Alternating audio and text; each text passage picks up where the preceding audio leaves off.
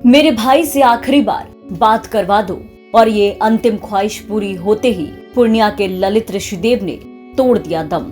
किसी का भाई चला गया तो किसी का बेटा छिन गया, किसी का पति नहीं रहा तो किसी के सर से माँ बाप का साया उठ गया। कहीं परिवार हो गया तबाह, कहीं माँ को है अपने बेटे का इंतजार। उड़ीसा के बालासोर में हुए रेल हादसे ने एक झटके में कई घर उजाड़ दिए और उन्हीं में से एक थे ललित ऋषिदेव। 22 साल के ललित, जिनकी उड़ीसा रेल हादसे में मौत हो गई। बिहार के पूर्णिया के रहने वाले ललित को चेन्नई में मजदूरी का काम मिला था। घर परिवार छोड़कर ललित मजदूरी के लिए चेन्नई जा रहा था, लेकिन उसे नहीं पता था कि ये सफर उसकी जिंदगी का आखिरी सफर होने वाला है। नौकरी के लिए वो घर से निकला तो जरूर, लेकिन अपनी मंजिल तक नहीं पहुंच सका। बालासोर में 2 जून को हुए रेल हादसे में ललित गंभीर रूप से घायल हो गया। जब उसे रेस्क्यू किया गया तो उसकी हालत काफी नाजुक थी। शायद वो जान चुका था कि अब उसके पास गिनती के कुछ ही मिनट बचे हैं।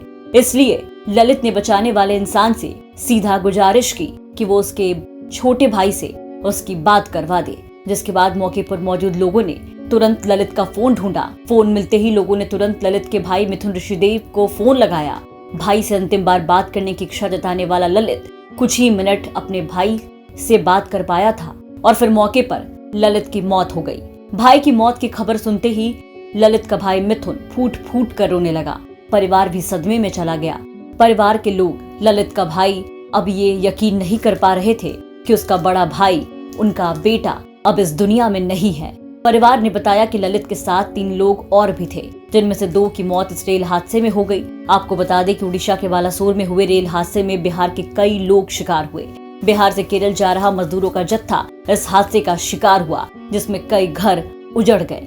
इसमें अब तक कई की मौत हो चुकी है, जबकि कई लोग गंभीर रूप से घायल हैं। वहीं दूसरी तरफ इस हादसे के सामने आने के बाद कई दर्दनाक कहानियां सामने आ रही हैं, जो आत्मा को झकझोर रही हैं। कहीं पूरा परिवार तबाह हो गया तो कहीं एक माँ बेटे के इंतजार में बैठी है। वहीं इस हादसे में बाल बाल बचे लोगों की कहानियां भी दिल दहला रही है। उन्हीं में से एक पूर्णिया के ललित के मौत की खबर सामने आई, जो कि कोरोमंडल ट्रेन में सफर कर रहा था, लेकिन उसे नहीं पता था कि ये सफर उसकी जिंदगी का आखिरी सफर होने वाला है।